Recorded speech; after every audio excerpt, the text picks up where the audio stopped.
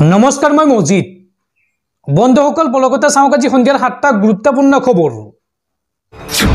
प्रथमটো खबर दिल्लीत उत्तप्त परिस्थिति मुसलमानर प्रतिबादत उत्ताल दिल्लीर जंतर मंतर खाली पेटेरे मोदी सरकारों विरुद्धे लाख लाख मुसलमानर प्रतिबाद कोनो पर्याय वाकफ संशोधनी आईन मानि नलोৱাৰ हुंकार मुसलमान लोकसकলৰ मुसलमानर प्रतिबादत उत्ताल दिल्लीर जंतर मंतर मुसलमानर प्रतिबादक লৈ दिल्लीत हाहाकार परिस्थिति वाकफ संशोधनी विधायकर विरुद्धे दिल्ली कपाइছে मुसलमाने मोदी सरकारों विरुद्धे लाख लाख मुसलमानर गर्जन कोनो पर्याय वाकफ संशोधनी आईन मानि नलोৱাৰ हुंकार मुसलमान लोकसकলৰ रोजा राखी खाली पेटेरे प्रतिबादत नामिल लाख लाख मुसलमान पुआ 10 बजार लगे लगे कपि उठिल दिल्लीर जंतर मंतर वाकफर सम्पत्ति केवल मुसलमानर सम्पत्ति এই মন্তব্য प्रतिबादी मुसलमानर आमार अधिकार काढ़ी लব বিচাৰিছে বিজেপি सरकारे जमियत उलमाए हिंद और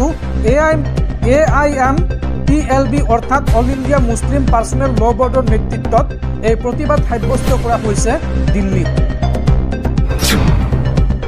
পৰৱৰ্তী খবৰ राज्यत पुनर भयंकर पथ दुर्घटना धुबुरीत निशा भयंकर पथ दुर्घटनात कांग्रेस नेत्री सिद्दिका बेगমৰ লগতে তেওঁৰ 3 বছৰীয়া নাতিনীৰ মৃত্যু घटनाक লৈ धुबुरीत चाঞ্চল্য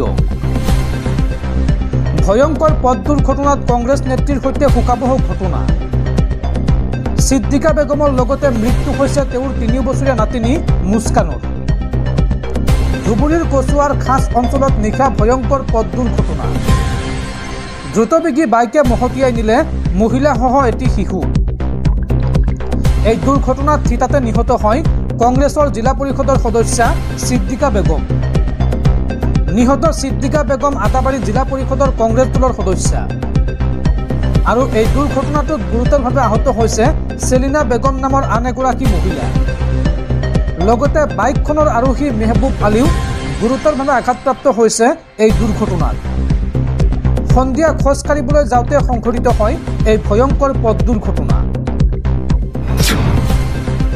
পৰৱৰ্তী খবৰ অসমীয়াৰ স্বাভিমান গামোচাক অসন্মান কৰি অসম এৰিলে কেন্দ্ৰীয় গৃহমন্ত্ৰী অমিত শ্বাহে আৰু গামোচাক অসন্মান কৰাৰ বাবে অমিত শ্বাহক ক্ষমা খোজাৰ দাবী APCCৰ সভাপতি ভূপেন বৰাৰ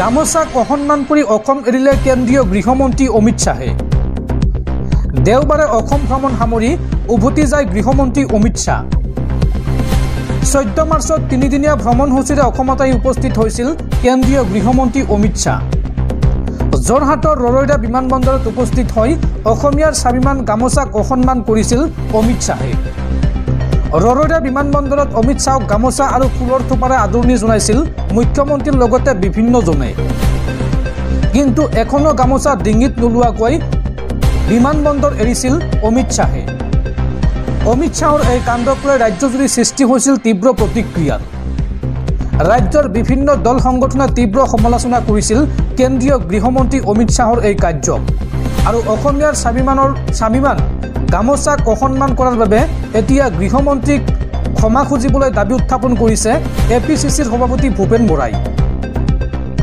দৰ্শকসকল আৰু বহুতো গুৰুত্বপূৰ্ণ খবৰ আছে তাৰ আগতে আপোনাক জনাওঁ যে যদি আপুনি এতিয়ালৈকে এইটো ভিডিঅ'ত লাইক কৰা নাই তেন্তে এতিয়াই ভিডিঅ'টোত লাইক কৰি দিয়ক আৰু এনেকুৱা ধৰণৰ ভিডিঅ'সমূহ নিতৌ চাবলৈ চেনেলটো ছাবস্ক্ৰাইব কৰি কাষত থকা বেল আইকনটো প্ৰেছ কৰি ৰাখক।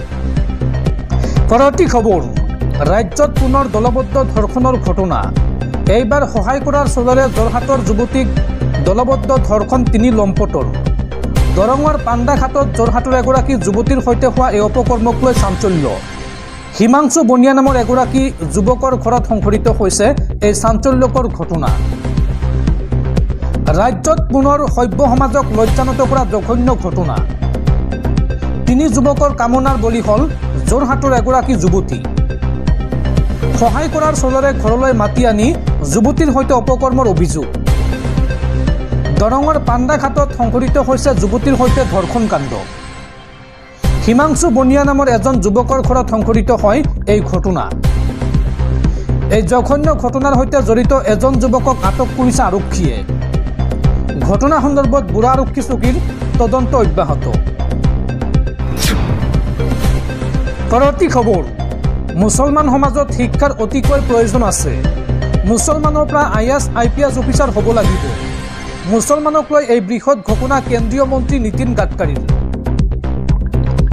মুছলমান সমাজত শিক্ষাৰ অতিকৈ প্ৰয়োজন আছে। মুছলমানৰ পৰা IAS IPS অফিচাৰ হ'ব লাগিব। মুছলমানক লৈ কেন্দ্ৰীয় মন্ত্ৰী নীতিন গাডকাৰীৰ ডাঙৰ মন্তব্য। কেন্দ্ৰীয় মন্ত্ৰী নীতিন গাডকাৰীয়ে এই সন্দৰ্ভত মন্তব্য কৰি কয় যে দুৰ্ভাগ্যৰ কথা যে মুছলমানৰ অধিকাংশই অশিক্ষিত। কোনোবা ঠেলাৱালা, চাইৱালা, কোনোবা ট্ৰাক ড্ৰাইভাৰ। মুছলমানৰ পৰা IAS IPS হ'লে সমাজৰ বিকাশ হ'ব। গতিকে মছজিদত এবাৰ নহয় 100 বাৰ নামাজ পঢ়ক। কিন্তু বিজ্ঞান আৰু তন্ত্ৰবিজ্ঞানক আত্মসাৎ নকৰিলে হ'ব জানো? আজি প্ৰাক্তন ৰাষ্ট্ৰপতি আব্দুল কালাম বিশ্ব প্ৰসিদ্ধ। কোনো ব্যক্তি ধৰ্ম জাতপাতৰ পৰা ডাঙৰ হ'ব নোৱাৰে। নাগপুৰত এক সমাৱৰ্তন অনুষ্ঠানত অংশগ্ৰহণ কৰি এই মন্তব্য কেন্দ্ৰীয় মন্ত্ৰী নীতিন গাডকাৰীৰ। পৰৱৰ্তী খবৰ, চুবুৰীয়া ৰাষ্ট্ৰ বাংলাদেশত 20 গৰাকী শিক্ষাৰ্থীক মৃত্যুদণ্ড। 2019 চনত সংঘটিত হত্যাকাণ্ডৰ গোচৰত ঢাকা উচ্চ ন্যায়ালয়ৰ এই ৰায়দান। আবৰাৰ ফাহাদক প্ৰহাৰ কৰি হত্যা কৰাৰ গোচৰত দোষী সাব্যস্ত কৰা হৈছে আটাইকে। নিম্ন ন্যায়ালয়ৰ ৰায়ত অনুমোদন ঢাকা উচ্চ ন্যায়ালয়ৰ। উল্লেখযোগ্য যে আৱামী লীগৰ ছাত্ৰ সংগঠন BCL-ৰ সদস্য আছিল এই ছাত্ৰকেইজন। ফাহাদে সামাজিক মাধ্যমত সমালোচনা কৰিছিল তদানীন্তন বাংলাদেশৰ প্ৰধানমন্ত্ৰী শ্বেখ হাছিনা চৰকাৰক, যাৰ বাবে ক্ষুব্ধ হৈ পৰিছিল বাংলাদেশ ষ্টুডেণ্ট লীগৰ ছাত্ৰসকল। আৰু এই দলটোৰ আক্ৰমণত মৃত্যু হৈছিল ফাহাদৰ। আৰু সেই গোচৰৰ শুনানি গ্ৰহণ কৰি এই আটাইকেইগৰাকী ছাত্ৰক মৃত্যুদণ্ড দিছে ঢাকা উচ্চ ন্যায়ালয়ে। পৰৱৰ্তী খবৰ, চুবুৰীয়া ৰাজ্য অৰুণাচল প্ৰদেশক খ্ৰীষ্টান ৰাজ্য ঘোষণা। খ্ৰীষ্টান ধৰ্মৰ শপত ল'লে হাজাৰ হাজাৰ অৰুণাচলীয়ে। নিজাববীয়াকৈ খ্ৰীষ্টান ৰাজ্য ঘোষণা অৰুণাচলৰ খ্ৰীষ্টান ফৰামৰ।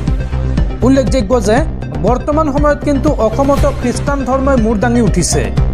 অসমৰ গাঁৱে গাঁৱে প্ৰতিষ্ঠা হৈছে গীৰ্জাঘৰ। গতিকে এয়া অসমৰ বাবেও চিন্তনীয় বিষয়। পৰৱৰ্তী খবৰ, গুৰু শিষ্যৰ পবিত্ৰ সম্পৰ্কত পুনৰ কালিমা সানিলে শংকৰদেৱ শিশু আৰু বিদ্যা নিকেতনৰ এই দুগৰাকী শিক্ষক ক্ৰমে ভৃগুজিৎ শৰ্মা আৰু মনজিৎ দাসে। দাবী ধমকিৰে নিজ বিদ্যালয়ৰ 9ম শ্ৰেণীৰ ছাত্ৰীক ধৰ্ষণ এই দুগৰাকী শিক্ষকৰ। ঘটনা সন্দৰ্ভত ইতিমধ্যে আৰক্ষী আটক কৰিছে এই দুই শিক্ষকক। শংকৰদেৱ শিশু আৰু বিদ্যা নিকেতনৰ শিক্ষক ভৃগুজিৎ শৰ্মা আৰু মনজিৎ দাসৰ কুকাণ্ড। দাবী ধমকিৰে নিজ বিদ্যালয়ৰ 9ম শ্ৰেণীৰ ছাত্ৰীৰ সৈতে অপকৰ্ম কৰাৰ অভিযোগ। ঘটনা সন্দৰ্ভত মনজিৎ দাস আৰু ভৃগুজিৎ শৰ্মাক আটক কৰিছে আৰক্ষীয়ে। শিক্ষকতাৰ নামত কলংক সানিলে ভৃগুজিৎ শৰ্মা আৰু মনজিৎ দাসে। বিলাসীপাৰাত সংঘটিত হৈছে এই জঘন্য ঘটনা। আৰু এই ঘটনাৰ পিছতে শিক্ষকদ্বয়ক নিলম্বন কৰিছে বিদ্যালয় কৰ্তৃপক্ষই।